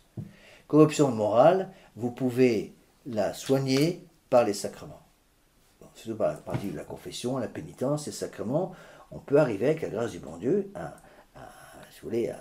réparer certains errements moraux. Le bon Dieu autorise et demi-tour. Certains errements moraux, pardon. Donc le bon Dieu autorise et demi-tour. Mais quand c'est l'intelligence même qui est vicié, qui est corrompu, il n'y a plus de moyen de retour. On est en situation de non-retour parce qu'on n'a plus le moyen de revenir en arrière. C'est comme si vous voulez une autre image pour vous aider à comprendre, c'est, imaginez, bon, vous promenez en montagne, encore vous êtes obligé de passer un pont sur un ravin très profond. Le ravin est infranchissable, vous pouvez passer sur le pont et vous continuez votre route. Mais vous savez qu'il y a un pont derrière vous. Donc, vous allez vous promener en montagne, vous serez peut-être un peu perdu, mais vous savez, bon, je redescends dans la vallée, après je marche le long du fleuve, jusqu'au moment où je trouve le pont. Quand je trouve le pont, je traverse, et là je trouverai la route. Eh bien, le gars, la personne redescend, retrouve la rivière, descend la rivière, et le pont a été détruit. Il n'y a plus de moyen de retour. C'est exactement ce qui se passe actuellement. Et toutes les lois épouvantables qui sortent actuellement, qui sont d'une bêtise à faire peur, les lois sur le genre et tout ça, comme quoi l'homme ne naît pas homme ou femme, mais se fait homme ou femme selon sa volonté propre, c'est une bêtise à faire peur, à pleurer, mais ça marche. Pourquoi? Parce que les gens veulent systématiquement, c'est la grande idée, faire le contraire de ce qui a été fait avant. Donc avant on allait à gauche, maintenant je vais à droite. Avant de monter, maintenant je descends. Évidemment, ça détruit complètement la nature, mais c'est pas fait pour rien. C'est soigneusement orchestré pour détruire la loi naturelle et empêcher le retour possible le bon Dieu. Alors, voyons un petit peu maintenant dans nos chapelles les risques pour nous. Je vais vous donner un autre exemple pour vous aider à comprendre. Si vous prenez un principe qui est faux, et vous gouvernez votre vie avec ce principe faux, et que vous essayez de corriger certains excès du principe faux, tant que vous ne remontez pas au principe qui est faux, vous perdez votre temps. Parce que le principe faux vous mettra toujours sur une voie de garage. Prenez un faux principe qui est par exemple dans la tête de pratiquement tous les jeunes aujourd'hui, le principe de l'évolutionnisme. L'évolutionnisme c'est quoi? Pour eux, c'est-à-dire l'homme descend du singe. Donc l'homme est arrivé d'abord comme un singe, bête, sans aucune intelligence, et petit à petit, l'intelligence a démarré par le plus grand miracle, et s'est développé, jusqu'à obtenir le cerveau moderne de l'homme super intelligent d'aujourd'hui. Voilà ce qu'ils vous racontent dans les écoles. Bon. Donc, ils sont tous formatés avec cette idée-là. C'est un exemple que je donne. Ils sont tous formatés que l'homme de Cro-Magnon, c'était une bête. Donc, un homme sans intelligence. Bon. Alors, le problème, c'est qu'il y a par exemple des choses qui ont été construites par les hommes à un temps proche des hommes préhistoriques. Par exemple, je pense à certaines formations, par exemple comme les pyramides, etc. Ou certaines formations en Amérique du Sud qui ont été faites il y a plusieurs milliers d'années, certainement, au moins plusieurs centaines d'années, plusieurs milliers d'années dans certains cas. Et donc, ils se rendent compte maintenant que ces pyramides ou ces grands édifices ont été faits avec une perfection qu'on est incapable d'obtenir actuellement. Bon, par exemple, sur certains édifices qu'on trouve en Amérique latine, qu'on trouve aussi dans certaines pyramides, il y a des blocs de 10 tonnes, avec des faces qui sont taillées sur une longueur par exemple de 7-8 mètres, c'est des blocs de plusieurs centaines de tonnes, de 7-8 mètres dans du granit pur, c'est taillé avec une différence de moins d'1 micron. Bon. Même avec les outils les plus modernes aujourd'hui, on est incapable de faire ça. Bon. Donc, les personnes qui a un peu d'intelligence, qui étudie ça, qui n'a pas la foi, qui dit ça, voilà. Ce truc a été fait il y a 3000 ans, par exemple. Avec une exactitude mathématique qu'on est incapable d'obtenir aujourd'hui. Donc, conséquence, il a un peu de bon sens. Il va dire. Donc ces gens qui ont fait ça avaient une intelligence au moins égale à la nôtre, voire même supérieure. Selon le moderne, dit, ah non, c'est un homme de Cro-Magnon. Donc du temps de l'homme de Cro-Magnon, ils étaient bêtes. Donc c'est impossible. Alors il faut bien sortir de l'impasse. Alors comment ils vont sortir de l'impasse? En général, ils font intervenir les extraterrestres. Voilà, c'est les extraterrestres, alors ça c'est très pratique, parce que c'est le grand sac dans lequel on met tout ce qu'on ne peut pas comprendre, c'est les extraterrestres qui sont intervenus. Mais tout est comme ça. Une datation. Hein? Oui, mais tout est comme ça dans le moderne. C'est-à-dire que j'explique ça pour vous donner un principe. C'est-à-dire que quand on a un faux principe, les conséquences vont très très loin. Et tant qu'on ne remonte pas au principe, pour corriger le principe lui-même, on perd son temps.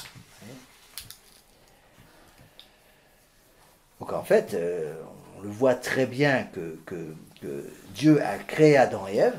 Alors ça, évidemment, les modernes, pas question. Dieu a créé Adam et Ève avec une intelligence manifestement supérieure à la nôtre. Certainement plus supérieure à la nôtre. Au moins égale, mais certainement supérieure. En fait, il y a une évolution, je suis d'accord qu'il y a une évolution de l'homme, elle est régressive. Et plus on est en avant dans le temps, plus on devient bête. Bon. Et c'est exactement ce qui se passe actuellement. Et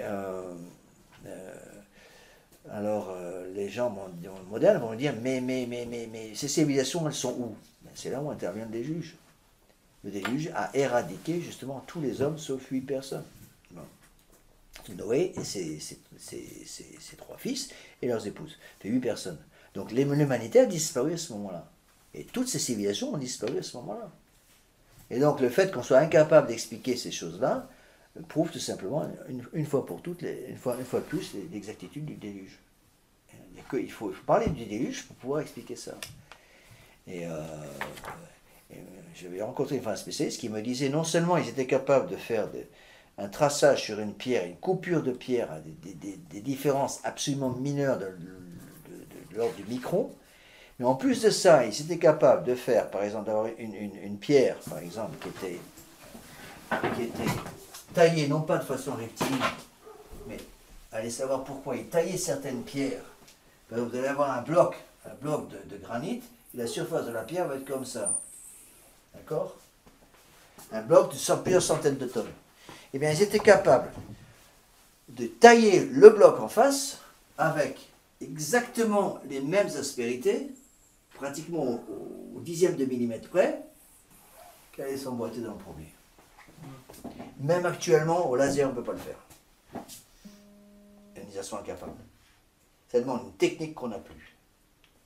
Alors, qu'est-ce que c'est cette civilisation? Alors bon, on peut équilibrer sur l'Atlante, l'Atlantide et tous ces trucs-là. Bon, on pense un peu ce qu'on veut là-dessus, moi ça m'est égal. Mais ça montre bien que ça a été fait par des hommes. Ça n'a pas été fait par des anges, ces choses-là. Ça a été fait par des hommes qui avaient manifestement une technique qu'on a perdue. Et donc on est bien tout à fait en dessous au niveau intellectuel par rapport à Adam et Ève. Je suis persuadé qu'Adam et Ève ont été créés avec une intelligence supérieure à la nôtre.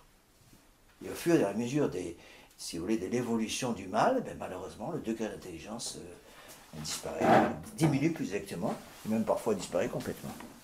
Alors, voyons un petit peu maintenant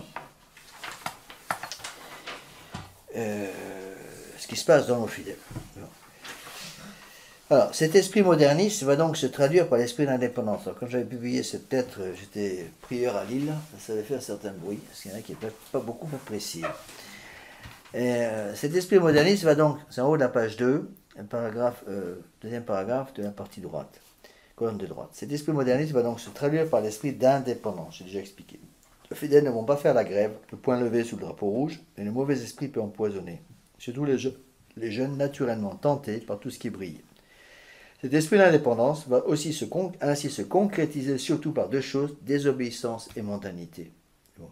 L'esprit d'indépendance et la désobéissance, c'est la même chose. On peut dire que le mot désobéissance est un synonyme du terme esprit d'indépendance. Un enfant qui est désobéissant, il veut être indépendant de l'autorité de ses parents. D'accord? De même que l'intelligence du modernisme se veut indépendante du réel, de même certains non-fidèles se veulent indépendants de toute forme autoritaire non librement acceptée. Et on le voyait très bien, moi, je le voyais tout le temps, quand j'étais dans la fraternité Saint-Pédis, c'est les révoltes de certains parents qui expliquaient les révoltes des enfants.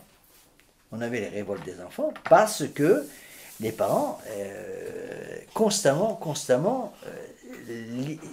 coupaient littéralement la branche sur laquelle ils étaient assis, en critiquant toujours les prêtres à la maison, par exemple.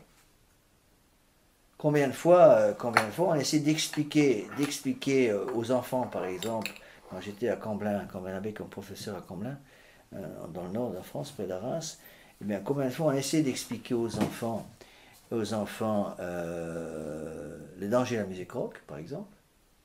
On donnait tout un grand tableau d'explications, les dangers de la musique rock, etc. Et les enfants nous regardaient avec un sourire en coin qui en disait long. En gros, ils nous disaient sans le dire, t'es un pauvre type. Pourquoi? Parce qu'après, quand on faisait une enquête, on découvrait que, en fait, c'était littéralement comme cracher en l'air, ça ne servait strictement à rien, parce que l'enfant rentrait chez lui, et ses parents écoutaient ce genre de musique. Qu'est-ce que vous voulez qu'on fasse? Qu'est-ce que vous voulez qu'on fasse? Combien de fois on a eu le coup, par exemple, on le savait par les plus jeunes, parce que les petits n'arrivent pas à mentir sur certaines choses. Alors, par exemple, on confisquait dans une école un CD de musique épouvantable, de rock, et pas du rock chrétien, hein, ou soi-disant chrétien, du rock vraiment mauvais, dégoûtant. On le donnait au père de famille. Le vendredi soir, quand il venait chercher son enfant pour le rentrer, ramener à la maison, pour le week-end. Le père, oui, monsieur l'abbé, merci beaucoup, monsieur l'abbé, oui, effectivement, c'est vraiment épouvantable. Je vais faire une remarque à mon fils, merci, monsieur. Et puis on savait après par les petits, parce qu'il y avait parfois des frères qui étaient à l'école primaire, et puis ils nous disaient après ce qui s'était passé. Et le père, dès qu'il avait été rentré dans la voiture, rendait le CD au gamin, qui avait 17 ans, des grands, donc c'est plus des gamins, et disait à son fiston, la prochaine fois, ne te fais pas prendre. Bon. Souhait qu'on fasse. Un cas comme ça, c'est même pas la peine d'essayer de convertir des gars comme ça, on perd son temps. Sauf que si le bon Dieu prend un gros gourdin, il tape dessus très très fort, mais vraiment fort. On ne peut plus rien faire parce que le principe d'autorité a été détruit par l'autorité des parents. Et des cas comme ça, il y en avait plein. Les filles, c'était pareil. Et j'avais dit une fois à l'abbé, il faut renvoyer 70% des élèves. Alors, quand on parlait au supérieur, il faut renvoyer 70% des élèves. Vous n'y pensez pas, monsieur l'abbé, ses parents payent leur pension. Ça, c'était tout était dit par là. Quand on parlait des problèmes, il n'y a aucun problème. L'école tourne financièrement, rien à dire. Soi-disant, il n'y a pas d'argent. Ça va pas empêcher Monseigneur Feulé de recevoir un don de 74 millions d'euros. C'est quand même pas une petite somme en Autriche. Hein. Donc, pourquoi ne pas utiliser cet argent pour justement faire des écoles qui tiennent la route? Pourquoi les gens de la fraternité ne tiennent pas le coup? Les enfants ne tiennent pas le coup une fois adultes, c'est parce que justement il y a ce libéralisme qui était rentré par les familles. On perdait son temps. Et entre autres, le libéralisme rentrait par la destruction du principe même d'autorité. C'est pour ça, faites très attention, parce que la destruction du principe d'autorité dans une famille, c'est épouvantable. Donc, la raison pour laquelle je dis toujours aux parents, ne vous disputez jamais devant les enfants. Parce que quand une maman a une discussion un peu houleuse avec son mari, et qu'elle le fait devant les enfants, c'est le principe d'autorité qui saute. Et même si vous pensez que votre mari se trompe, ce qui peut arriver, le mari, il n'est pas un Dieu incarné, il peut se tromper. Bon, vous avez le droit de faire une remarque à votre mari, une décision qui est prise, par exemple. Bon, une maman aurait le droit de faire une remarque à son mari contre la décision, mais jamais devant les enfants. Jamais devant les enfants. Après, en privé, vous pouvez parler à votre mari en disant, écoute, franchement, là, je trouve que tu es un peu fort pour telle et telle raison, je trouve que tu devrais revenir sur ta position. Bon, un homme intelligent doit tenir compte un peu, je dis bien un peu, des conseils qu'il peut recevoir de son épouse, et au moins en tenir compte pour réfléchir sur la question. Il peut se tromper, ça peut arriver. Et à ce moment-là, c'est lui qui corrige. Bon. Mais si la maman commence à dire, tu peux faire ce que tu veux, je ne le dirai pas à papa, ça arrive tout le temps dans les familles, tu peux faire ce que tu veux, je ne le dirai pas à papa, eh bien à ce moment-là, il n'y a plus d'autorité. C'est l'autorité même qui saute. Et quand l'autorité du père de famille saute, c'est l'autorité de Dieu qui saute. Il n'y a plus rien. C'est ça qu'on dit que lorsque la Révolution française a coupé la tête de Louis XVI, elle a coupé la tête à tous les pères de famille. Mais elle a surtout coupé la tête au bon Dieu. Parce que c'est le principe d'autorité qui saute, c'est l'idée même de l'influence du bon Dieu sur nous qui saute. Donc, voyons donc les deux points que j'ai mis au tableau. Donc, l'esprit de l'indépendance et la mondanité. Hein. Alors, cet esprit de désobéissance, il vient, à mon avis, d'une incompréhension sur un point très particulier. Beaucoup de gens pensent que l'obéissance ne doit s'exercer que lorsque l'obéissance est comprise. Bon, ça, c'est très moderne. On donne des ordres, il faut que l'enfant ait compris l'ordre avant d'obéir. Mais absolument pas. C'est ridicule. Beaucoup de gens disent qu'il faut que l'enfant ait compris l'ordre et que l'enfant soit d'accord avec l'ordre. Et à ce moment-là, il obéit. Ça détruit tout le mérite de l'obéissance. Il faut attendre que votre gamin soit d'accord avec l'ordre donné, reçu et ait compris l'ordre avant d'obéir, on peut attendre longtemps.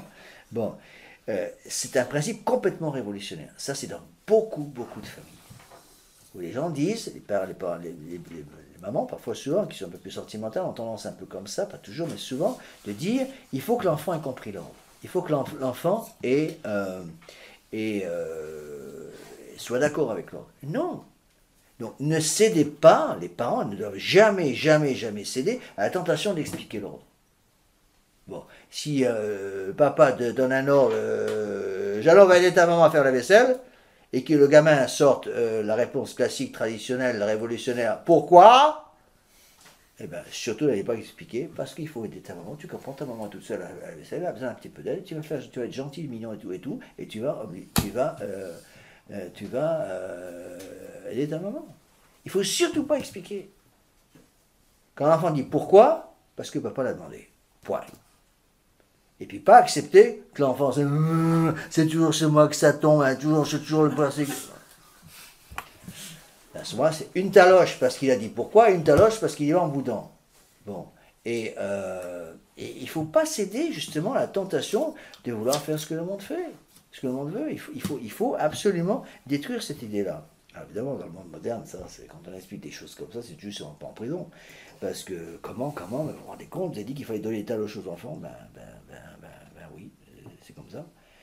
Et heureusement qu'il y a encore des gens qui ont quand même gardé du bon sens, que je serais curieux de savoir comment les révolutionnaires éduquent leurs propres enfants. Ils vont bien donner des taloches à leurs enfants de temps en temps quand il y a un gamin qui est impossible à la maison. Hein. Bon, ça veut dire qu'on a le droit de faire n'importe quoi, c'est du bon sens. Hein. Une obéissance comprise ainsi, donc voilà ce que je dis sous le titre désobéissance. Sans doute nos fidèles contaminés par ce virus ne vont-ils pas ouvertement se révolter, mais ils vont considérer que l'obéissance n'est acceptable que si la raison de l'ordre donné par le supérieur est comprise. Et s'ils sont d'accord avec l'ordre. Une obéissance comprise ainsi n'est plus une obéissance car tous les mérites de ces vertus disparaissent. Donc la règle c'est, si c'est un ordre légitime du supérieur légitime, on obéit. On discute après, peut-être, mais dans certains cas, mais on obéit d'abord. Hein. Si les enfants discutent tous les ordres donnés par leurs parents, la maison devient vite ingouvernable. Le problème c'est quand un enfant est éduqué comme ça, il va garder ce principe de désobéissance dans sa cerveau.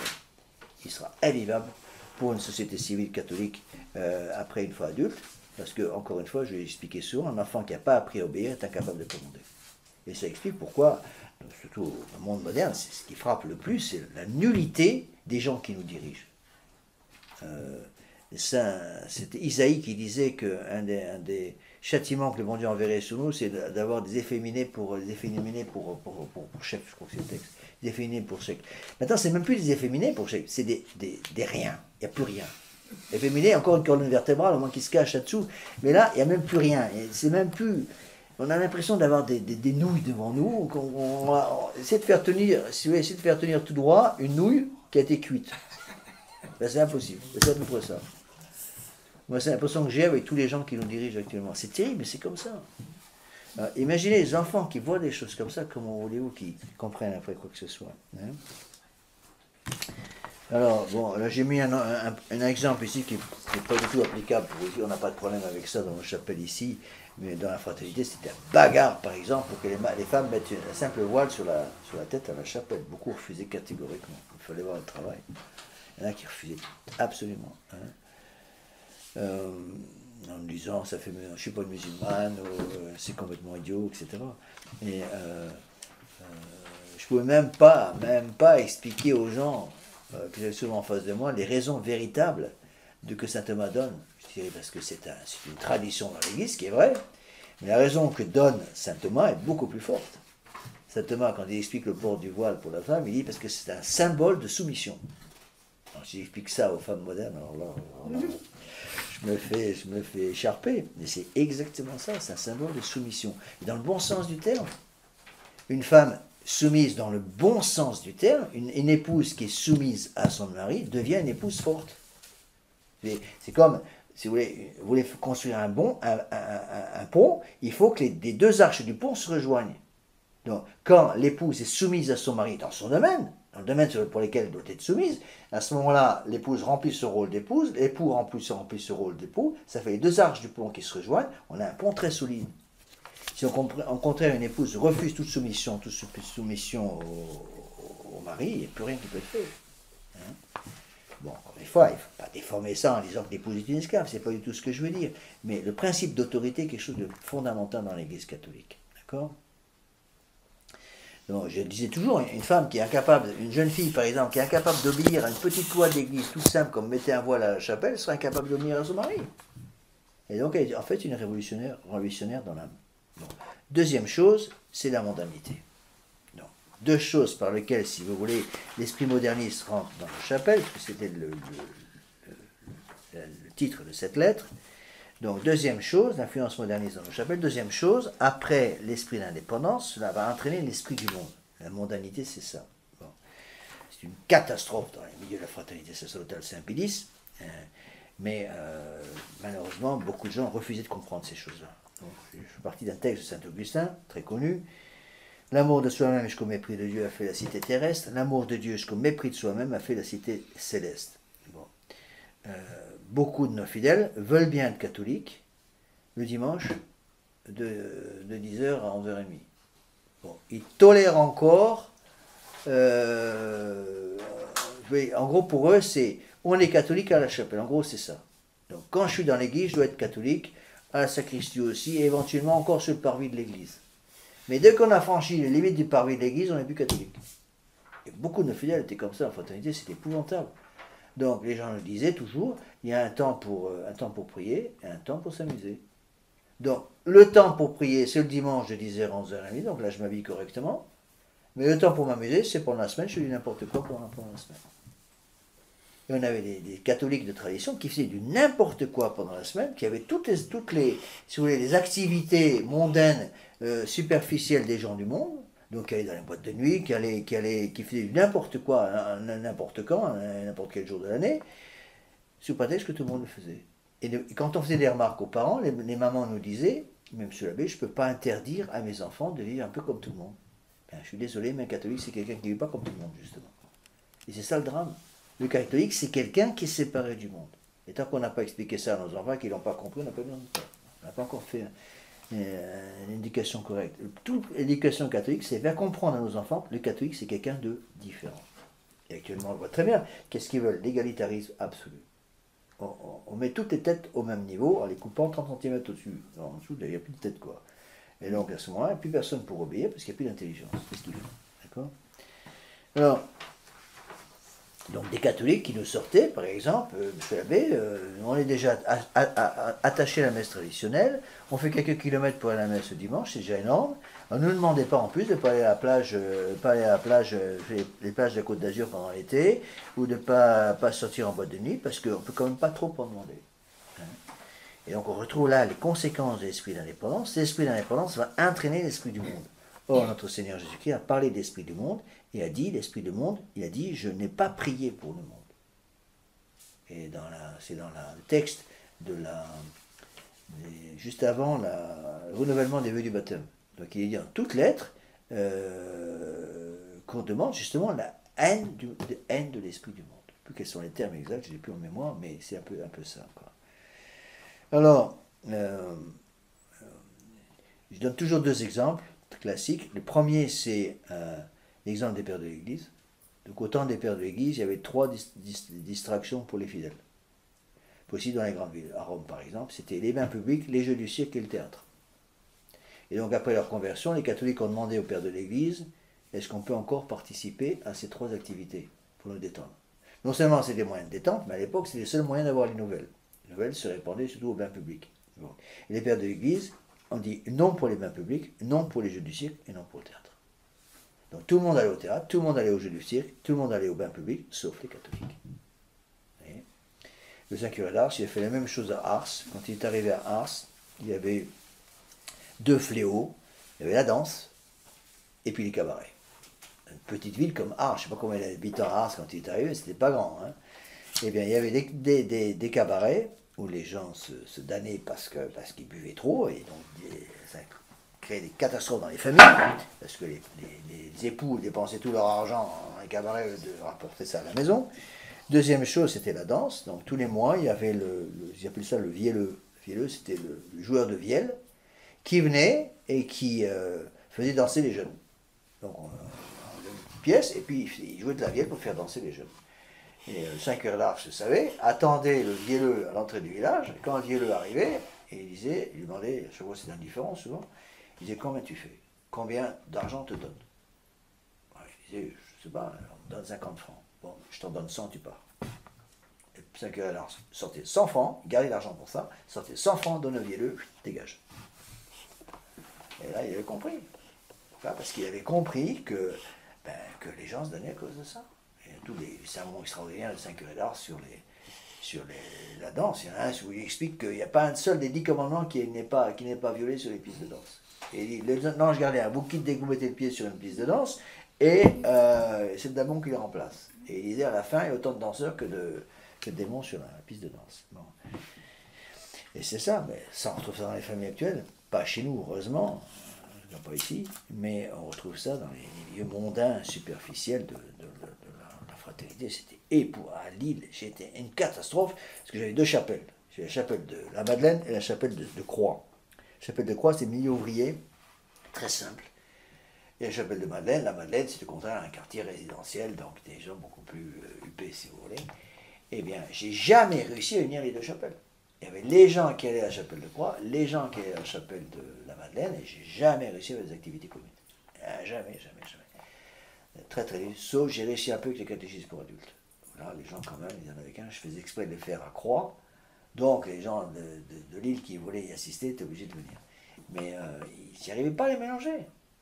Je me rappelle une fois, une famille huppée de la paroisse qui me demande de l'aide. On a besoin, notre fille vient d'avoir un enfant, ils sont complètement débordés, le papa n'est pas là à cause de son boulot, et est-ce que vous pouvez trouver une jeune fille pour venir aider notre fille? Je dis, bien sûr, je vais vous trouver une jeune fille. Bon. J'ai téléphoné à quelques personnes que je connaissais, j'ai trouvé une jeune fille en or qui sait tout faire, en plus qui acceptait de le faire gratuitement. Je viens voir donc la dame en question en disant, voilà, j'ai trouvé une jeune fille, telle jeune fille accepte de venir faire tout ça, en plus gratuitement. Et m'a dit, monsieur, vous n'y pensez pas, nous ne sommes pas du même milieu. Débrouillez-vous pour trouver votre jeune fille. Et en fait, c'était une fille en or, qui savait tout faire, qui était capable de mener à la fois à la maison, de s'occuper des courses, faire la vaisselle, faire la lessive, tout faire. On débrouillait. Alors, donc, être catholique traditionnel ne veut donc pas dire simplement qu'on assiste chaque dimanche avec piété à la messe traditionnelle. Cela veut dire aussi que l'on vit tous les jours dans la tradition de l'Église catholique. Donc pour juger un catholique, on ne juge pas un catholique sur sa façon d'assister à sa messe, parce que ça ne veut rien dire du tout. On juge un catholique sur sa façon d'agir dans le monde. Donc, catholique, les catholiques le dimanche, ils ont tous des têtes de petits anges. Hein. Une photo des catholiques à la messe, comme ça tous. Mais voyez les livres pendant la journée. C'est là où on voit. Voyez, alors c'était amusant possible, parce que c'était un endroit où je rencontrais, c'était en Australie, ça m'arrivait souvent. J'avais une grande surface dans laquelle j'allais souvent pour faire mes courses. Et régulièrement, je tombais sur des fidèles. Et quand j'allais à certaines heures, je tombais sur les jeunes. Et il fallait voir le travail. Alors, c'était une espèce de jeu de cache-cache. Ils essayaient de me voir avant que je les voie. Alors, ils me repéraient avant à cause de la soutane. Mais alors, je le voyais parce que je voyais un mouvement à 50 mètres de moi, et ça m'attirait l'attention, et je repérais à ce moment-là fidèle. C'était vraiment à mourir de rire, tellement c'était bête. Une jeune fille de la paroisse, bien bon chic, bon genre, qui était mal habillée, elle est en train de faire ses courses dans un grand magasin, et paf, elle tombe sur la Belle Lafitte. Donc qu'est-ce qu'elle fait? Elle voit la Belle Lafitte de loin, zut, la Belle Lafitte. Alors, en général, c'était demi-tour gauche immédiatement, et puis on rentre dans le premier magasin. Alors, je la repérais, j'ai fait exprès de me mettre devant le magasin, j'attendais en disant, bon, moi bien. Alors, je me faisais voir quand il y avait 2 entrées. Alors, à ce moment, elle sortait de l'autre côté. Mais s'il n'y avait pas 2 entrées, j'attendais et je sentais mon bréviaire plus s'échapper ou bien lui montrer qu'il y avait tout le temps. Et je l'obligeais à... J'attendais qu'elle sorte. Bon, il fallait voir le truc quand elle sortait, c'était à mourir de rire, moi aussi, à pleurer, parce que... Elle me disait, oui, c'est un peu court, je sais. C'est un peu court. Et vous venez communier le dimanche après ça. Alors là, bon, en général, ça venait se confesser, mais simplement parce que je les avais vus, c'est tout. Alors, dernier paragraphe, rapidement, un paragraphe important, donc, les remèdes. Donc, comment réagir contre cet esprit d'indépendance, hein? Donc, là, j'ai une citation, je ne sais plus de qui elle est, cette citation. Je crois que c'est de... Non, c'est pas Louis Veuillot qui a dit ça. On ne comprend rien à l'esprit révolutionnaire tant qu'on n'a pas compris que la révolution déteste toute forme de vie intérieure. La haine formelle de toute forme de vie intérieure. Donc, le grand remède contre l'esprit d'indépendance, le grand remède contre la modernité, c'est la vie d'oraison. C'est pour ça que l'oraison est tellement importante. La vie d'oraison rapproche de Dieu, donc éloigne de l'esprit du monde. La vie d'oraison donne l'esprit de dépendance à l'égard de Dieu. La vie d'oraison purifie la volonté propre et assainit l'intelligence. Donc, l'orgueil intellectuel est à la base du subjectivisme moderniste, de l'esprit d'indépendance, alors que l'humilité, au contraire, nous rend dépendants de Dieu. Donc, faites une demi-heure de méditation devant le Saint-Sacrement tous les jours, et je vous assure, vous n'aurez pas de problème de mondanité, ou beaucoup moins de tentation de mondanité, ou de tentation d'esprit d'indépendance. Hein. Donc, les terreaux, si vous voulez, sur lesquels le bon Dieu va mettre toutes les graines des vertus catholiques, c'est le terreau de l'humilité. Alors, page 4, rapidement. Donc, j'ai mis l'humilité, terrain indispensable pour faire pousser ses vertus morales, ne peut fleurir sans une vie intérieure profonde. Le quart d'heure de raison quotidien constitue ainsi un garde-fou contre l'esprit d'indépendance. Celui qui médite chaque jour sera beaucoup plus fort pour lutter contre les tentations de désobéissance et de la mondanité. Alors, pour alimenter l'esprit d'oraison, la pénitence et la Sainte Eucharistie. Des trois choses. Esprit d'oraison, pénitence, Sainte Eucharistie. Je ne vous demande pas de faire des oraisons extraordinaires, de léviter 3 mètres au-dessus du sol, c'est pas ça du tout. Mais il y a même une oraison toute simple, c'est être devant le Saint-Sacrement. Rappelez-vous ce passage magnifique dans la vie de Saint Curé d'Ars qui avait repéré un paysan qui s'arrêtait tous les matins, on allait au travail, il mettait sa bêche à la porte de la chapelle, il rentrait dans la chapelle. Et puis il passait un quart d'heure devant le Saint-Sacrement, je ne sais pas combien de temps. Et Saint Curé d'Ars lui a demandé, mais qu'est-ce que vous faites, qu'est-ce que vous dites au bon Dieu dans ce cas? Et il a répondu, je l'avise et il m'avise. C'est magnifique, c'est ça l'oraison. Je parle de mes problèmes, il me parle des siens. Bon, de façon d'une autre. Et c'est un peu ça, l'esprit d'oraison, c'est tout simple. On n'a pas de faire des tas de choses très compliquées, utiliser éventuellement quelques textes, par exemple, de la Passion, ou du discours sur la montagne, ou des textes de l'imitation de notre Seigneur Jésus-Christ, mais aimer passer du temps dans le Saint-Sacrement. C'est ça que je veux absolument que les gens de la maison ici, qui sont ici avec moi, aient cet esprit d'oraison. Aimer passer du temps dans le Saint-Sacrement, pas le soir, parce qu'on n'a pas le temps le soir, c'est trop tard, mais dans la journée, aimer même, je dirais, couper son travail, passer quelques secondes, quelques minutes devant le Saint-Sacrement, et c'est quelque chose d'absolument important. Hein. Donc, je maintiens que le meilleur moyen de lutter contre l'esprit d'indépendance et contre la modalité, c'est l'oraison. D'accord ? Et là, j'ai mis en conclusion un texte peu connu de Monseigneur Lefebvre qui est magnifique. Je vais vous le lire. Février 1985. Une conférence, il nous avait dit ça. Nous sommes réellement dans la dépendance. Dépendance dans notre existence, dépendance dans notre salut. Et c'est cette dépendance qui caractérise la civilisation chrétienne, cette dépendance de Dieu, du clergé, des rois, des familles, des individus. Tout était soumis au Christ, c'est règne social.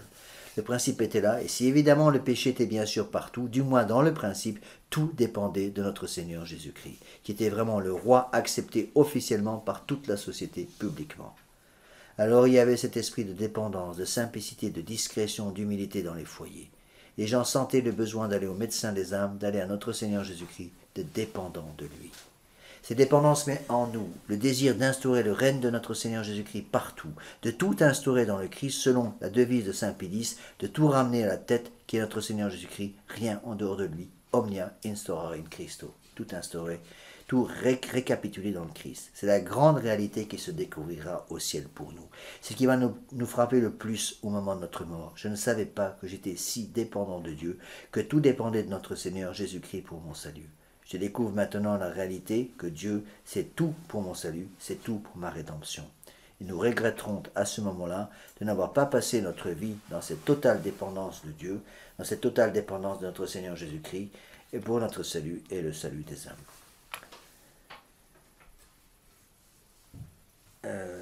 Donc, attention, donc, il n'y a pas de conférence pendant 2 semaines. Donc, la prochaine conférence aura lieu, si Dieu veut. Je vais vous donner la date exacte. Donc, c'est 2 semaines qui arrivent, j'ai une retraite. Donc, prochaine conférence, le jeudi 1er octobre. D'accord ? Si Dieu veut. Voilà. On va finir par une prière.